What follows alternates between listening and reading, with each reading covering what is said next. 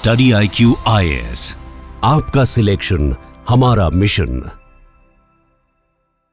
So hello Sachi ma'am. First of all, congratulations, 550 Thank you. rank. Thank you so much. Yes, Congratulations sir. to you, to your family, right? Yes, sir. Yes, sir. तो पहला तो बहुत simple सा सवाल है मेरा आपसे. What were you exactly doing जब रिजल्ट आया? Honestly, I was sitting in a temple because पहले ही पता चल जाता है कि अच्छा अब रिजल्ट आने वाला है. बिल्कुल Expected बिल्कुल. dates होती है, expected timings भी आजकल पता चल जाती हैं through groups and all. तो जैसे ही पता चला कि it's about to come, I straight away went to a mandir and sat there and was just looking towards the idol of God and constantly checking Telegram. अच्छा. So फिर when जब then पता it लगा तो came, फिर first yes, thought क्या था? nothing. First thought was, मतलब I was blank. बस ऐसे कि अच्छा हुआ है. Straight away I called to my parents. कि अच्छा हो गया है. That's it. फिर तो बस मैंने फिर किसी को कॉल नहीं किया. फिर कॉल्स आने लग गए थे. आने लगे पड़े होंगे है ना, राइट? Yes, sir. जैसे कल ना एक और सर थे हमारे अंकित आनंद, उनका 663 रैंक है. उन्होंने कहा कि मैंने दोबारा चेक किया कि मेरा ही है कि नहीं है, क्योंकि उनका फिफ्थ अटेम्प्ट था एंड आई थिंक आपका भी सिक्स्थ अटेम्प्ट था, राइट? तो उन्होंने भी दोबारा चेक किया. तो ऐसे आपके अंदर आया वो वाला थॉट कि एक बार दोबारा चेक कर लूं? नहीं सर, मेरे अंदर नहीं आया था. ऐसे था, स्ट्रेट अवे रोल नंबर डाला, नाम देखा, मैंने कहा नेम और रोल नंबर तो दोबारा चेक करने की बिल्कुल जरूरत बिल्कुल नहीं बिल्कुल बिल्कुल है. बिल्कुल. It was the great rank. Great. That's it sir. ठीक है. तो मैम थोड़ा सा अब आप अपने बारे में बताइए, आप कहाँ से बिलोंग करते हैं, कैसे आपने प्रिपरेशन की शुरुआत की, कितने अटेम्प्ट्स आपने दिए, एक बेसिक सा आइडिया हमें दीजिए अपनी जर्नी का. So sir, I belong from Alwar, Rajasthan district. It also comes in NCR region as well. और मैंने वहीं से अपना स्कूलिंग ग्रेजुएशन सब वहीं से किया था. Then I came to Jaipur. After graduation I decided to go for UPSC. I came to Jaipur, took my foundation course from here only, and did my I did my all preparation from Jaipur only. केवल interview के लिए मैं दिल्ली आई थी, mock interviews के लिए. Otherwise सब कुछ यहीं से था. अच्छा, तो मैम आपका ग्रेजुएशन बैकग्राउंड किस तरीके से रहा है? Sir, I did my BSc, Bachelor's of Science from PCM background ही रहा है. That's ठीक it, है. sir. यही ठीक है. था. Great great great. Hmm. So the very interesting point that I want to ask you, what was your motivation? Why UPSC? ऐसा क्या फैक्टर था जिसने आपको इतना मोटिवेट किया and it motivated you for through out 6 years? Sir firstly honestly बताऊं तो शुरुआत में तो ऐसे था कि obviously the Prestige, the service it carries on service और ये प्रोवाइड सब, करती है, बिल्कुल एग्जैक्टली. है ना. फिर धीरे धीरे वो चीजें होती चली गई कि अच्छा ये भी प्रॉब्लम है. Because I was a noob. मुझे कुछ भी नहीं पता था. देश, प्रशासन, शासन, कुछ भी नहीं पता था ना. और इस जर्नी के दौरान जब मुझे और चीजें पता चलने लगी तो फिर ऑब्वियसली फिर ऐसा है कि अच्छा इतनी अपॉर्चुनिटीज है. Once I get into the service, तो वो एक मोटिवेशन चलता रहा. फिर thirdly sir, honestly speaking, UPSC is an addiction. मतलब ऐसे हो जाता है बिल्कुल. कि करते रहो तो फिर छूटता नहीं है आपको. होश नहीं रहता है आपको. ऐसे होता है हो जाएगा यार, कभी तो होगा, कभी तो हो जाएगा, शायद हो जाए. तो वो ये भी एक फैक्टर था कि अच्छा चलो करते रहो. तो these three were the main reason sir. बिल्कुल. एंड मोर ओवर कहीं ना कहीं वो फैक्टर भी रहता है ना कि आपने इतना एफर्ट डाल दिया है, you have put in so much of your time. वो तो तो वो ईगो पे आ जाती है ना. अरे यार इतना किया है, इतना सब कुछ बिल्कुल सोशल लाइफ से कट ऑफ कर दिया. अच्छा लास्ट बिल्कुल. टाइम भी इंटरव्यू तक पहुंच गई थी, तो थोड़ा सा ही तो था, तो शायद हो जाए, शायद हो जाए, ये था. बट मैम ये चीज तो हमें रिकॉग्नाइज करनी पड़ेगी कि it takes a lot of effort to yes. Start from ground zero. मतलब आप एक लेवल तक चले गए, फिर दोबारा नीचे आना पड़ रहा है, फिर वहीं से शुरू करना पड़ रहा है, फिर उसी कंपटीशन के साथ गो थ्रू करना पड़ रहा है. तो how did it how did you made it so easy? Like मतलब डेफिनेटली इजी ना नहीं रहा होगा, बट आपने किया है बार बार, तो कोई बाहर से देखेगा तो उसको इजी लगेगा कि अच्छा भैया कर लिया. आपके लिए नहीं रहा होगा, बट आपने कैसे इस चीज को पॉसिबल किया? सर जैसे मैंने बताया कि 2022 में मैंने इंटरव्यू दिया था. फिर 2023 में उसका फाइनल रिजल्ट आया. हम्म. तो फिर back to zero. Then again 2023 का प्रीलिम्स नहीं निकला. And then I had only one attempt. तो ऐसे था कि अब देना भी है, नहीं देना है. तो it was not at all easy. अब तो मैं देखती हूँ तो इट्स वेरी इजी टू से, लेकिन उस वक्त क्या जर्नी थी, क्या सोच रही थी मैं for those 3 to 4 months, I only know. तो हार्ड तो रहा है, बट चीजें हो गई sir. Somehow I again gathered my courage. अच्छा चलो उठते हैं, इस एक अटेम्प्ट को भी संभाल के कहाँ ही ले जाऊंगी मैं, सही बात है। कहाँ ही ठीक। संजोऊंगी इसको मैं। उठते हैं, करते हैं, देते हैं। फिर दोबारा उठे, फिर वही प्रेशर, फिर लास्ट अटेम्प्ट का प्रेशर। वो भी एक अलग ही प्रेशर होता है, क्योंकि आपका बिल्कुल सपना सब कुछ दाव पे होता है। यू नो कि आपने कहीं कुछ हाथ पैर नहीं मारे हैं, यही है जो आपके पास है करियर वाइज भी, and the love which you have for this exam. तो वो सब चीजें थी। बिल्कुल बिल्कुल। मैम आप थोड़ा सा एक बार हमें वॉक थ्रू करेंगे through all your attempts right from the first attempt, आपने कब दिया, क्या आपका रिजल्ट रहा, क्या आपको लगा पता कि अच्छा हाँ यार ये इश्यूज थे जिनको रिकॉग्नाइज करना जरूरी था उस समय पे। सर 2019 का मेरा फर्स्ट अटेम्प्ट था, बट वो अटेम्प्ट नहीं था, वो एम ही था। मतलब जो जो अपन बोलते हैं ना कि 10 लाख बच्चे होते हैं, उसमें से हार्डली 1-2 लाख सीरियस होते हैं, बाकी के सब नॉन सीरियस। तो वो नॉन सीरियस में थी। मैंने कुछ नहीं पढ़ा था उस वक्त, कोई गाइड करने वाला भी नहीं था कि कितने प्रेशियस होते हैं अटेम्प्ट्स। मुझे लगा, और फिर उस वक्त इंसान यही सोचता है सर कि 6 अटेम्प्ट्स थोड़ी लगेंगे, दे हाँ देते हैं। एग्जैक्टली।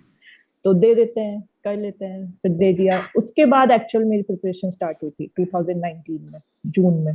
आफ्टर गिविंग 2 जून को वो पेपर था 2019 का, स्टेट मेंबर, और 22 जून से मैंने फॉर्मल अपनी प्रिपरेशन स्टार्ट की थी। 2020 में I gave my first serious attempt. I failed in CSAT, I cleared GS. Okay. हाँ। देन 2021 में आई फेल्ड अगेन प्रीलिम्स। और प्रीलिम्स भी 2021 के प्रीलिम्स में मैंने बहुत मेहनत करी थी सर, इनफैक्ट 2024 के प्रीलिम्स से भी ज्यादा।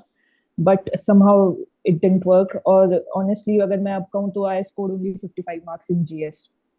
ओके। तो तो बिल्कुल शैटर्ड थी मैं, क्योंकि आंसर की से आपको आइडिया तो लग ही जाता है कि किस रेंज हाँ में जी मार्क्स। हाँ जी हाँ जी हाँ जी। तो वो चीज थी सर।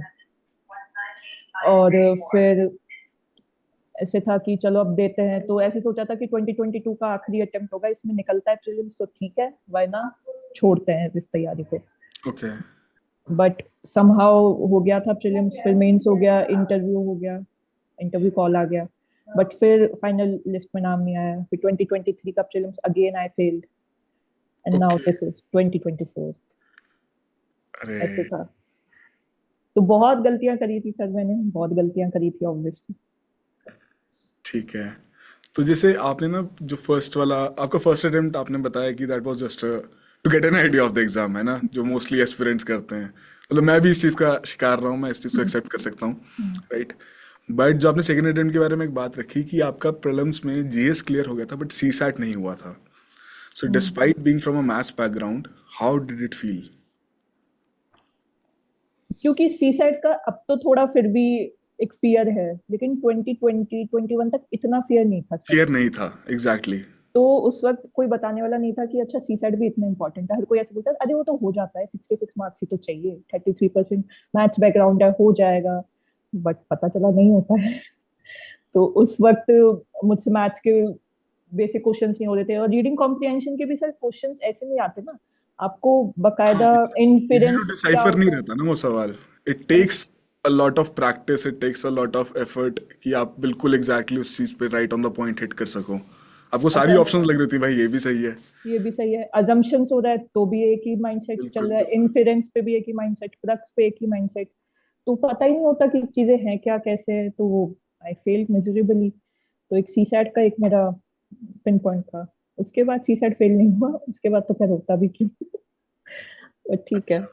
हाँ तो जैसे मैम आपका जो सी सैट वाला पोर्शन, फिर आपने के लिए कुछ स्पेसिफिक स्ट्रैटेजी फॉलो करी सी सैट के लिए? Sir, I did a lot of practice. मतलब रीडिंग कॉम्प्रिहेंशन के मैंने फिर लास्ट ईयर्स के सारे रीडिंग कॉम्प्रिहेंशन में आई ओनली डिड पीवाईक्यूज, वहीं से सब कुछ प्रैक्टिस करा। एंड रही मैथ्स की बात, तो वो तो बेसिक बेसिक जो टॉपिक्स होते हैं ना, average, ratio, proportion, number system, probability, PNC, speed distance time everything right. ये बस यूट्यूब पे वैसे ही डाल के प्रैक्टिस कर लिए क्वेश्चंस, और फिर अच्छा। टेस्ट टेस्ट बहुत लगाती थी। तो उससे फिर वो हो गई चीजें उसके बाद से। Great great great. चलिए तो मतलब you have failed prelims 3 times, right, if I am not wrong? Yes, sir. Including the Yes. First attempt, हम उस चीज़ को फैक्टर में ले लेते हैं। Mm-hmm. सो बहुत सारे एस्पिरेंट्स ये भी रहते हैं जिनको अगर एक बार प्रीलिम्स क्लियर ना हो, दूसरी बार ना क्लियर हो, वो बिल्कुल उस चीज़ को, आई थिंक सर आप भी इस चीज़ से एग्री करेंगे, वो उसको बिल्कुल ही छोड़ देते हैं इस चीज़ को कि नहीं यार अब एग्ज़ाम नहीं हो पा रहा। बट आई थिंक वो जो एक एक्स्ट्रा करेज दिखाने वाला फैक्टर है, जिसकी वजह से शायद आज आपकी कहानी कुछ डिफरेंट है, Mm. आप भी इस चीज़ से एग्री करोगे, तो वो कहीं एक बहुत ही पिवटल रोल प्ले कर देता है उस चीज़ में कि यार एक एक्स्ट्रा फैक्टर, एक एक्स्ट्रा करेज वहाँ पर दिखाया, एक और साल मेहनत करने का डिसीजन लिया और आज कहानी कुछ और है, राइट? तो Yes, हम sir. Through out this preparation definitely you must have followed many sources, right? तो आप थोड़ा सा आइडिया हमें देंगे कौन कौन से सोर्सेज आपने रेफर किए? सर अगर अपन प्रीलिम स्पेसिफिक बात करें तो बहुत ही बेसिक बुक्स फॉलो करी थी, वही same polity, Laxmikanth, modern India history, Spectrum, geography, NCERT. Honestly NCERTs में बताऊं तो मैंने 12th की एनसीईआरटीज नहीं पढ़ी थी, 11th की पढ़ी थी। आई डेंट स्टडी 12th की एनसीईआरटी, ह्यूमन ज्योग्राफी वाला पार्ट आई डेंट स्टडी।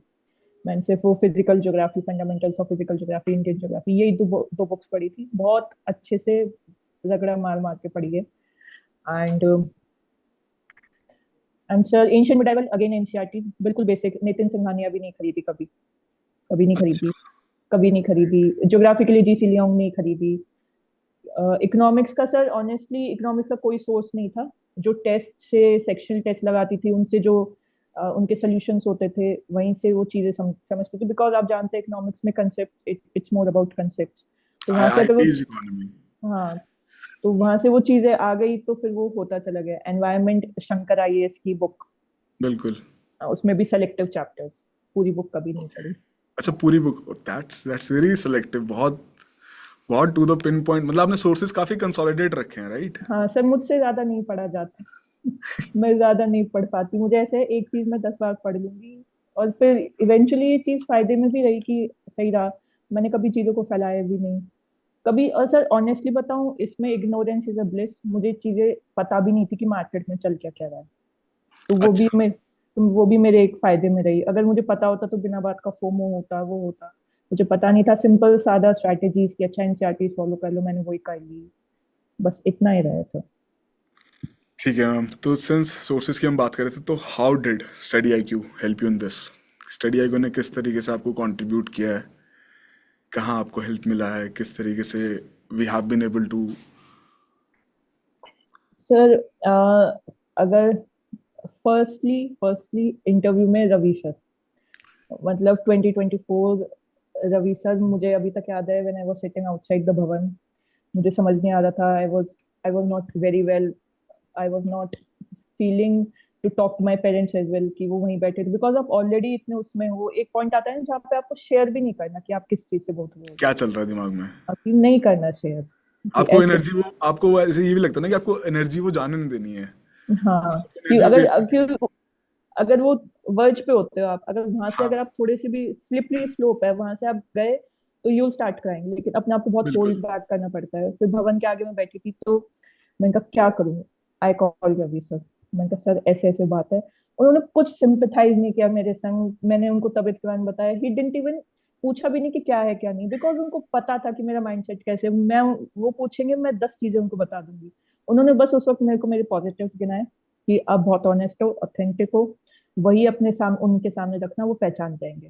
तो फर्स्टली जो स्टडी आईक्यू का जो कंट्रीब्यूशन है वो रवि सर है मेरी लाइफ में। बहुत लेट मिले बट समय भी इतना ही था, बट मिल गए, ये था। एंड सर अदर सोर्सेज जैसे मेंस वगैरह में मैं यूट्यूब पे बहुत सारी स्ट्रैटेजी वीडियोस थी वो देखती थी। उसके अलावा सर ऑनेस्टली मैंने कोई फॉलो नहीं किया था स्टडी आईक्यू का। So the simple mentorship was the major part for you? mentorship was a major, IGP was a major part, and one of the most crucial part, I would say. So Yes, we are really glad that we could contribute. yes. And Ravi sir, hats off to you sir for your efforts, everything that you have done for her. Right? She is बहुत very बढ़िया। She is becoming very humble, पूरा मेहनत उस सचे का ही है। And क्योंकि हम पोटेंशियल पहचानते हैं सर एस्पिरेंट्स का। हाँ जी, पता लग जाता सर, वो तो बिल्कुल अग्रीड है। हाँ एंड जी। सर शायद आप भी इसी से एग्री करोगे, शायद जो हम लोग काम करते हैं यहाँ पे, या पढ़ाने का, मेंटोर करने का, जी सर। आई थिंक 20 से 30% का काम है हमारा। जी सर, जी सर, जी सर। बाकी 70-80% तो आई थिंक एस्पिरेंट ही है, जो उस पूरे फोर्स के साथ वहां पर लगे हुए हैं, उस डेडिकेशन के साथ वहां पर लगे हुए हैं, उस प्रेशर के साथ वहां पर लगे हुए हैं, राइट, और उससे आगे निकल रहे हैं। आई बट वाज सर वो होता है ना कि प्रेशर है ठीक है, लेकिन यू हैव समथिंग और someone to hold on to, हाँ, वो ये बिल्कुल। होता है। वरना आप ऐसे होते हो कि छोड़ दो, बट अच्छा नहीं नहीं, एक और बात, शायद एक और बार उन्होंने विश्वास दिलाया, जो आप खुद पे विश्वास खो रहे होते हो, फिर कोई और विश्वास आप में दिखाता है कि मेरे लिए करो, मुझे विश्वास है, वो चीज होती है। तो वो रवि सर का था मेरे लाइफ में तो उस time. Great, sir great. What I was telling ना कि आई कि सी used to be very thankful, मतलब वैसे कि एक लाइन कर दो तो 20 बार थैंक यू बोलती हैं। तो मैंने बोला ना कि हम बस अपनी जॉब कर रहे हैं, मतलब आई एग्जैक्टली। बस वो थोड़ा सा सेंस ऑफ एम्पैथी ज्यादा रहता है, क्योंकि वी अंडरस्टैंड कैंडिडेट्स, क्योंकि हम खुद उस चीज से बाहर आए हैं। बिल्कुल। हमारी भी यही सेम जर्नी थी, हम भी इसी तरह से परेशान रहते थे, तो वही बस सेंस जो एम्पैथी का, उसी से इसको करते हैं सर। बाकी इतना ज्यादा थैंकफुल है, इतना ज्यादा थैंकफुल है कि मैं ओवरवेलम हो जाता इनके थैंक यू से। मेरे को बोलना पड़ा, सची रिजल्ट के बाद बोल देना ठीक थैंक ठीक है कि पार्टी दे दो ना बाद में, जी सर। कोई इशू नहीं है, राइट। चलिए, यू। बहुत बढ़िया। मैम, सिंस हम जैसे सभी की कंट्रीब्यूशन की यहाँ पर बात कर रहे हैं, सो एक जो बहुत ही नेग्लेक्टेड फैक्टर रहता है हमारी पूरी प्रिपरेशन में, आपकी प्रिपरेशन में भी आपको लगता होगा, फैमिली का contribution, right. So if you could just have a few words कि किस तरीके से फैमिली ने आपको हेल्प किया, सपोर्ट किया इस पूरी प्रोसेस में। सर फैमिली तो मतलब they were like pillar of my preparation.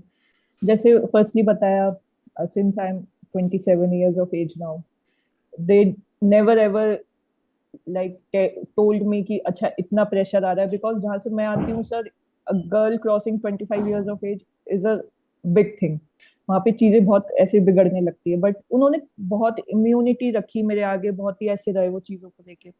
तो सोसाइटल वे में जो उन्होंने हेल्प करी। सेकेंडली सर, डिस्पाइट बीइंग कि इतना फाइनेंशियली स्ट्रांग नहीं थे, बट कभी ऐसे पता नहीं चलने दिया अच्छा तुझे क्या चाहिए, बिल्कुल मत सोचना पैसों को लेके, वो लेके हम खड़े हैं, हम करेंगे वो।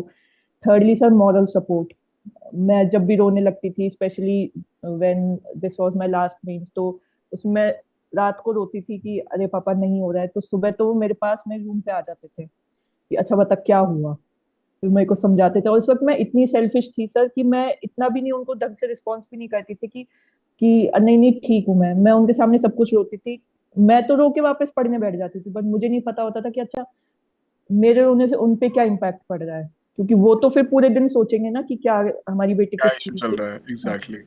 बट ये तो एक फेज है, ये हर एक को होता है। वो मैं तो एक स्टूडेंट की तरह रोती थी, परेशान होती, फिर पढ़ने लग जाती थी। बट उनके वो तो उनके ऊपर लॉन्ग लास्टिंग इम्पैक्ट पड़ता था। I am the only child of my parents, तो समहाउ वो भी ऐसे तो होते थे कि अच्छा क्यों ही परेशान हो रही है। तो ये तीन फैक्टर्स को लेके बहुत बहुत अच्छे मेरे को, I am one of the luckiest daughters. That's great, that's great, and your parents are also lucky to have you as well. Definitely आप, मतलब मेरे को ऐसा लगता है कि ठीक है, लोग रिकॉग्नाइज करते हैं, but to talk at great lengths about them, it's all together different thing, right. तो अच्छा, उनका रिएक्शन कैसा था वैसे जब उनको रिजल्ट बताया आपने, या आपके साथ ही थे, आपने कॉल किया, व्हाट वाज इट? नहीं सर, जैसे कि मैंने बताया, मैं तो मंदिर थी उस दिन, मेरे पेरेंट्स मेरे रूम पे आ गए थे, मैंने बता दिया था कि अच्छा, बट मैं उनको फेस नहीं करना चाहती थी। जैसे मैंने बताया, थोड़ी सी मैं सेल्फिश थी, मुझे उस वक्त अपना दुख, अपनी चीज बहुत बड़ी लग रही थी। मैंने कहा आप अपना संभालो, मैं जा रही हूँ। तो मैं मंदिर चली गई थी, they were waiting for my phone call. जैसे ही मैंने खोला, नाम देखा, रोल नंबर देखा, रैंक देखी, तुरंत मैंने फादर को कॉल किया, and my father started crying. और ही डिडंट ओनली क्राई, वो फूट फूट के रोना होता है ना सर, वो वैसे रोए थे। इतना ही बस, फिर मैंने उनका फिर बस रोना सुना, मैंने फोन कट किया। मैंने कहा ठीक है, सिंक हो जान दो, मुझे भी सिंक हो जान दो, आप भी सिंक इन कर लो, बस इतना था। उसके बाद जब हम मिले 1-2 घंटे बाद, then he hugged me. Mummy भी ऐसे कि अच्छा तूने कमाल कर दिया। And I live in a joint family, तो चाचा जी भी बोल रहे थे, क्योंकि ऐसे होता है ना सर कि अगर आप इकलौते बच्चे होते हो, उसमें भी इकलौती लड़की होते हो, तो पीपल तो tend to pride factor sympathise, बहुत ज्यादा बढ़ जाता है। सिंपथाइज हो जाते हैं कि अच्छा लड़की है, अच्छा एक ही है। अब ऐसे कि अच्छा, अब वो रिश्तेदार बोल रहे हैं कि अच्छा क्या हुआ, लड़का नहीं है तो तेरी तो लड़की नहीं झंडे गाड़ दिए। तो हाँ, तो वो एक चीज थी जो मुझे चेंज करनी थी कि अरे क्या हो गया यार, मैं भी तो कर सकती हूँ, करूंगी। वो एक चीज। बिल्कुल बिल्कुल बिल्कुल। एंड आई थिंक ये जो पेरेंट्स का रोल रहता है ये बहुत ही, है ना, आप उसको कहीं पे भी ना मोनेटाइज कर सकते हो ना कहीं आप कभी उसको क्वान्टिफाई कर सकते हो, कभी भी नहीं कर पाओगे। कभी नहीं कर पाऊंगी सर मैं। एंड आई थिंक ये तो वो चीज़ें जो हमें पता लग रही हैं, जो हम हम्म, ऑब्जर्व कर रहे हम्म, हैं। थिंक अबाउट दोज थिंग्स जो कि वो अपने दिमाग में सोच रहे होंगे या वो अपने आप ऑब्जर्व कर रहे होंगे, आपके लिए बैरियर का काम कर रहे होंगे सोसाइटी से, 100 चीज़ों से। वो तो वो ऑल तो है। टुगेदर एक डिफरेंट चीज़ है। हाँ राइट राइट राइट। तो मैम थोड़ा सा आप अपना ऑप्शनल के बारे में बताइए कि आप ऑप्शनल कौन सा सब्जेक्ट था आपका, एंड किस तरीके से आपने उसको प्रिपेयर किया, कौन कौन से स्ट्रैटेजीज आपने फॉलो किए। सर मेरा ऑप्शनल सोशियोलॉजी था। और ग्रेट। हाँ, मेरा सोशियोलॉजी ऑप्शनल था। और मैंने प्रिपरेशन का तो ऐसा था सर कि मैंने कहीं पे उसका कोर्स भी लिया था, ऑप्शनल का। I did my self. तो पहले जो बेसिक जो मैंने सोच रखा था वो नितिन सांगवान की असेंशियल सोशियोलॉजी की बुक एसेंशियल है, सोशियोलॉजी की, हाँ जी, किताब है वही बिल्कुल। वही वही वही रखा था। उसी में मैं चीजें ऐड ऑन करती थी। कुछ कुछ स्पेसिफिक चीजें थी, जैसे कुछ कुछ जैसे पेपर वन या फिर पेपर टू के कुछ चैप्टर्स, फिर अगर मुझे ऐसा लग रहा है थोड़ी डिटेलिंग चाहिए तो मैं तुषारांशु शर्मा के नोट्स देख लेती थी, उनके ओके। नोट पे। एंड और भी लोगों के, नेहा भोसले मैम के नोट्स हैं, 2019 की वो रही है रैंकर, उनके नोट्स थे। और सर सबसे बड़ा जो मैंने रोल रखा था वो उसका भी था, टॉपर्स कॉपी। ओके। मैं डायरेक्टली मटेरियल उठाती थी, डायरेक्टली।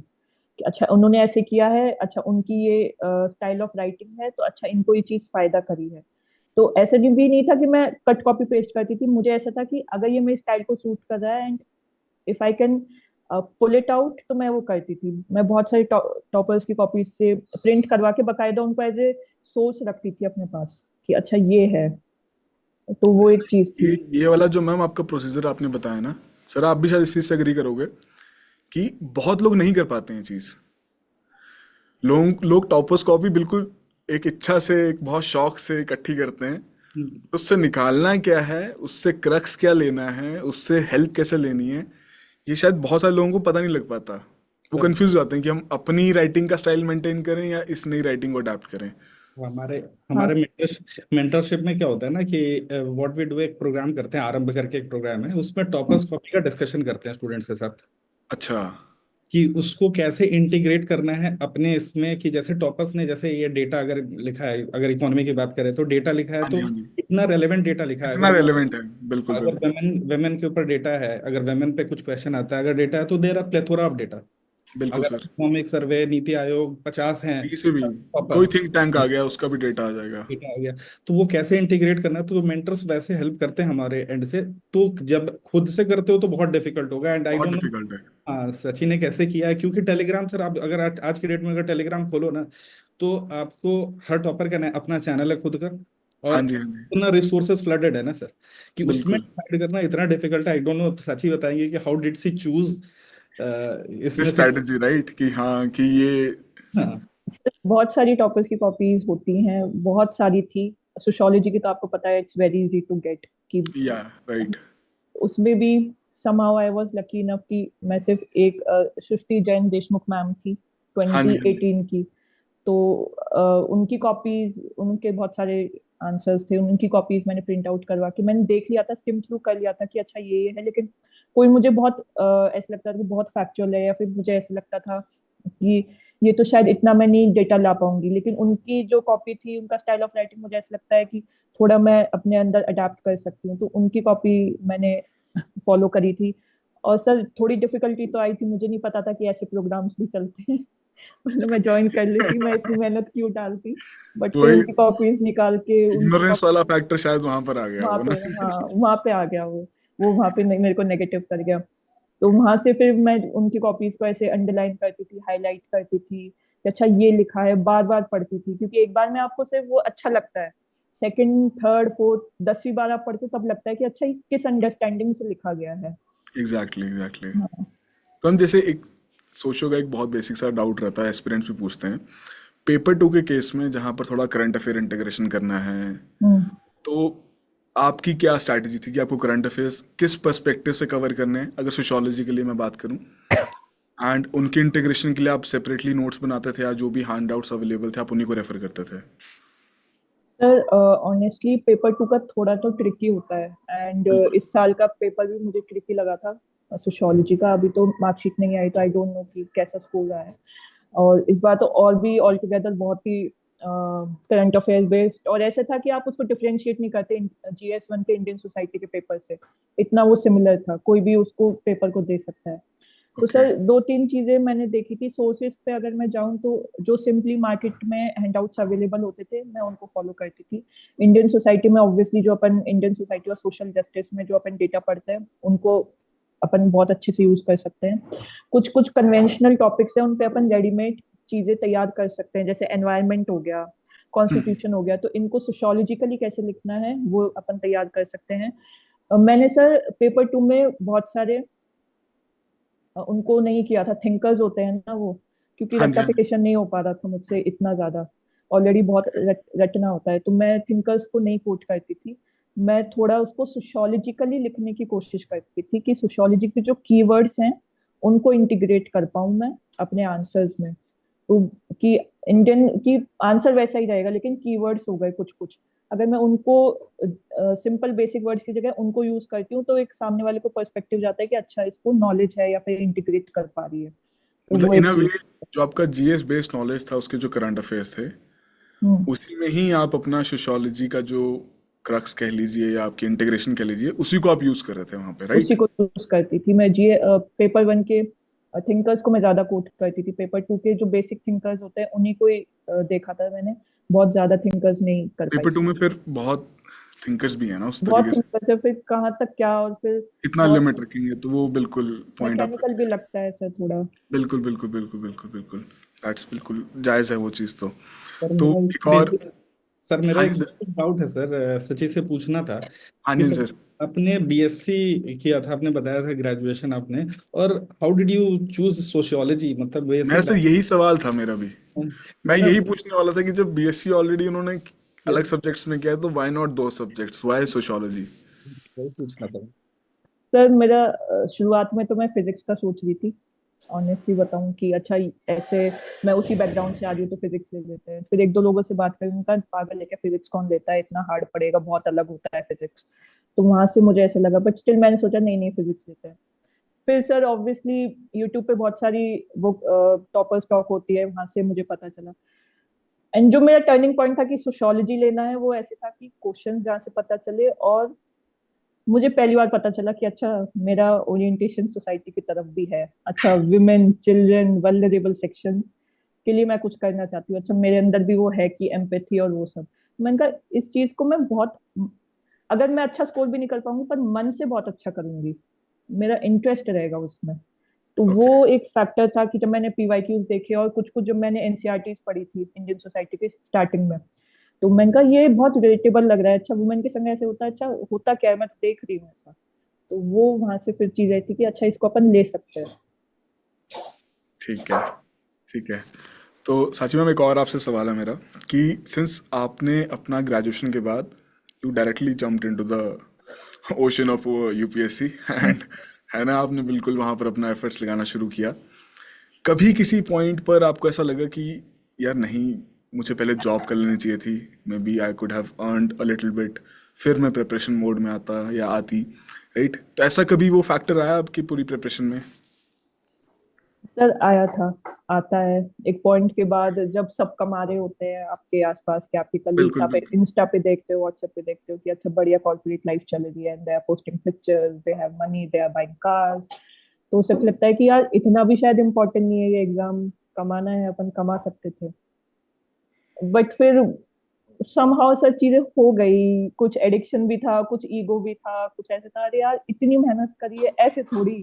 मैं तो अपना पर्सनल बेस्ट दे रही हूँ, मतलब एब्सोल्युटली एब्सोल्यूट टर्म्स में तो मैं अपना पर्सनल दे रही हूँ, रिलेटिवली शायद मैं इतना नहीं कर पा रही हूँ, बट एब्सोल्यूट टर्म्स में तो हर हर अटेम्प्ट में पिछली बार से ज्यादा ये आउटपुट दे रही हूँ, तो हो आउटपुट आ रहा जाएगा। हाँ हो जाएगा, शायद हो जाएगा। और फिर सर ठीक है हो गई चीजें, बट मैं इस चीज को ग्लोरीफाई नहीं करूंगी कि नहीं नहीं तुम पहले ये करो जॉब होती रहेगी, नहीं सर, शायद वो मेरी मिस्टेक भी रही, अगर इस अटेम्प्ट में नहीं होता है। तो आगे क्या। I was lucky enough, God was kind enough कि इस बार दे दिया मुझे, लेकिन नहीं होता तो क्या होता। तो अगर किसी को ऐसा लगता है कि नहीं नहीं पहले जॉब सिक्योर करनी चाहिए, तो बहुत अच्छी बात है, करो भाई। प्रैक्टिकली तुम इतना अच्छा डिसीजन ले पा रहे हो, बहुत अच्छी बात है। मैं इतनी करेजियस और इतनी प्रैग्मेटिक नहीं थी। पर मैम कहीं ना कहीं ऐसे भी कुछ एस्पिरेंट्स रहते हैं जिन्होंने वो वेल एस्टैब्लिश जॉब्स में होंगे, हम्म। एंड दे गेट दिस फितूर कह लो, या वो एडिक्शन जो आपका वाला पॉइंट भी है वो कह लो, या किसी भी तरीके का अट्रैक्शन कह लो towards UPSC, then they get it and they leave the job, they went for the UPSC, नहीं हो पाया, 4-5 years went down the line, they could not do anything, या मतलब उनको वो सक्सेस देखने को नहीं मिला, राइट।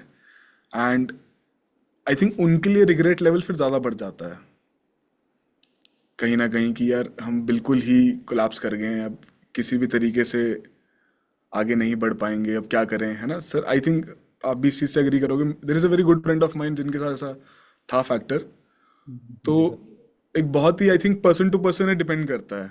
जी सर। हाँ जिसने सर। अगर पहले से ही ये चीज़ विचारधारा बना ली कि पहले भाई थोड़ा पैसा कमाना है, उसके बाद आगे जाके तैयारी करनी है, तो उनके लिए वो वाला पर्सपेक्टिव ठीक है।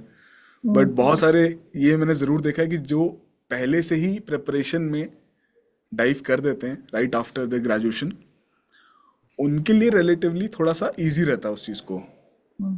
राइट। हो सकता है सर, हो सकता है, क्योंकि एक तो आप, आपके पास कुछ नहीं होता, आप स्क्रैच से चालू करते हो, यू नो बिल्कुल कि बिल्कुल। You have no backup. तो उसमें आप बहुत जी जान लगाते हो, वरना फिर एक एक इंटरनल ऐसे आ जाता है कि अच्छा ये नहीं तो ये तो है ही। मेरे संग ऐसे था, ये नहीं तो कुछ भी नहीं है, कोई बिल्कुल स्किल डेवलप करिए, कुछ नहीं किया है इसके बाद, नहीं तो क्या, मैंने स्टेट पीसीएस भी नहीं दिया था कि इतना नहीं करा जाएगा, हर बार क्लैश कर जाता था मेरे इस वाले प्रीलिम से या मेन से, तो मैं इसको प्रायोरिटी देती थी हमेशा। तो वहां पे वो चीज थी, वो पर्सन टू पर्सन डिपेंड करता है sir, as as you said. बिल्कुल। सो हम थोड़ा वाइंड अप की तरफ जाएंगे, और एक बहुत क्रूशियल सवाल जो मैं चाहता हूँ आपसे जानना, कि yes there sir. Must have been some mistakes जिनको आप रिग्रेट करते होंगे वाइल प्रिपेयरिंग, कि आपको ये चीज़ नहीं करनी चाहिए थी या आप कुछ बेहतर कर सकते थे। तो एटलीस्ट 3 to 4 पॉइंट्स जो आप शेयर कर सकें, ताकि जितने भी अपकमिंग एस्पिरेंट्स हैं जो अभी तैयारी कर रहे हैं, या आपकी तरह इस फेज से भी गो थ्रू कर रहे हैं, या ऑलमोस्ट जो अभी लास्ट अटेम्प्ट भी है जिनका, उनको थोड़ा सा गाइडेंस मिल सके, and maybe they can change their perspective, their strategies, ताकि उनको भी बेटर रिजल्ट्स यहाँ पर मिले। सर कुछ गलतियां अगर मैं एट द मोमेंट सोच पाऊंगी, तो first is CSAT. Do not ignore it, do not ever ignore it. Test में मार्क्स आ रहे हैं तब भी थोड़ा बहुत टच में रहो, प्रैक्टिस करते रहो करते रहो। गॉड फॉरबिड अगर 2023 जैसा सी सेट आ गया तो फिर दिक्कत हो एग्जैक्टली। जाएगी। वो जेनोसाइट होता है सर। जीएस में बहुत अच्छा स्कोर होता है सी सेट, और ऐसा होता है ना, आप किसी को बता भी नहीं सकते हो कि आप क्वालिफाइंग पेपर में फेल हुए हो। जीएस तो बता भी सकते हो आप, है ना, लेकिन 33% लाने तक किसी को बताया भी नहीं जाती वो चीज। तो सी सेट एग्जैक्टली। को अच्छे से करो। और स्टिक टू बेसिक्स। मैं अपनी शुरुआत के 1-2 अटेम्प्ट में बहुत ऐसे ऐसे होती थी कि अच्छा ये भी पढ़ लूँ, ये भी पढ़ लूँ, अच्छा ये भी हो रहा है। Stick to basics. प्रीलिम्स के लिए लक्ष्मीकांत मुझे इनफ लगती है, पॉलिटी के लिए तो इनफ लगती है, उससे हो जाता है।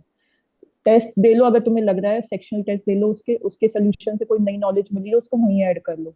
तो stick to basic, basic basic को, फाउंडेशंस को क्लियर करते चलो। करंट अफेयर्स ज्यादा पीछे मत भागो, एक सोर्स पकड़ो, उसी को फॉलो करो। सब एक ही, सब जगह एक ही करंट अफेयर्स होता है।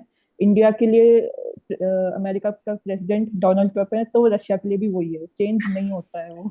तो एक ही रखो, करंट अफेयर्स का फोमो मत बनाओ। टेस्ट सीरीज के टेस्ट बहुत सॉल्व करते रहो, वो ठीक रहता है। आपको रैंडम क्वेश्चन सॉल्व करने की आदत होती है, अनकन्वेंशनल क्वेश्चंस कैसे सॉल्व करते हैं। तो उसमें थोड़ा पहले मैं सोचती थी अच्छा ये वाला क्वेश्चन मुझे नहीं आता है तो इसको छोड़ देते हैं, नहीं बैठो देखो सोचो कि हो जाएगा, शायद कॉमन सेंस से हो सकता है कि अच्छा ये स्टेटमेंट सही है कि नहीं, थोड़ा अंडरस्टैंडिंग लगाने की कोशिश करो। हर चीज नॉलेज पे नहीं जा सकते हो आप। तो ये चीज प्रीलिम्स के लिए थी सर। मेंस के लिए आंसर राइटिंग मैं बोलूंगी, लिखते रहो लिखते रहो, लेकिन लिखने से पहले थोड़ा कंटेंट तैयार कर लो। मेरे फर्स्ट अटेम्प्ट में एग्जैक्टली, मैं यही पॉइंट मेरे को बहुत अच्छा लगा मैम आपका। There is a very common notion among the aspirants कि अगर टेस्ट अभी जैसे अगर वो आंसर राइटिंग शुरू कर ही रहे हैं ना, तो उनको ऐसे शुरू करने की भाई बिल्कुल ही एकदम लिखने बैठ जाएंगे। आई थिंक एक बार कंटेंट से गो थ्रू करो, अच्छा आंसर लिखोगे, वो आपका नोट्स का हिस्सा बनेगा। हाँ सर। मेरे फर्स्ट अटेम्प्ट में मेरे दो तीन प्रीलिम्स नहीं निकले थे, तो आपको एक डेस्परेशन हो जाती है ना प्रीलिम्स की, प्रीलिम्स नहीं निकल रहा है, तो मैंने मेंस के लिए प्रिपरेशन नहीं की थी। लेकिन जैसे प्रीलिम्स क्लियर हुआ तब लगा कि अब क्या आगे क्या। तब उस वक्त कंटेंट प्रिपेयर करने में तब सब लोग बोले थे लिखो लिखो लिखो, पर मैंने बहुत सारे सब्जेक्ट्स ऐसे ही छोड़ दिए थे। मतलब कंटेंट ही प्रिपेयर नहीं कर पा रही थी कि अच्छा पता ही नहीं था कि सिलेबस के कोर वर्ड्स पे आपको थोड़ा बहुत चीजें पता होनी चाहिए। एग्जैक्टली। तो कंटेंट अच्छे से प्रिपेयर करो, उसमें ज्यादा समय नहीं लगता, इत्मीनान से बैठ के 1 महीना 2 हो जाता है प्रिपेयर, और उसमें वैल्यू एडिशन करते रहो, beat from toppers copy, beat from your current affairs, beat your from own. आप कुछ भी देखते हो, एथिक्स में तो ऐसे एग्जांपल्स है जो आप इंस्टाग्राम की रील्स से भी डाल सकते हो, हाँ हाँ बिल्कुल। है ना। मतलब मैं तो डालती थी, ऑनेस्टली बताऊं,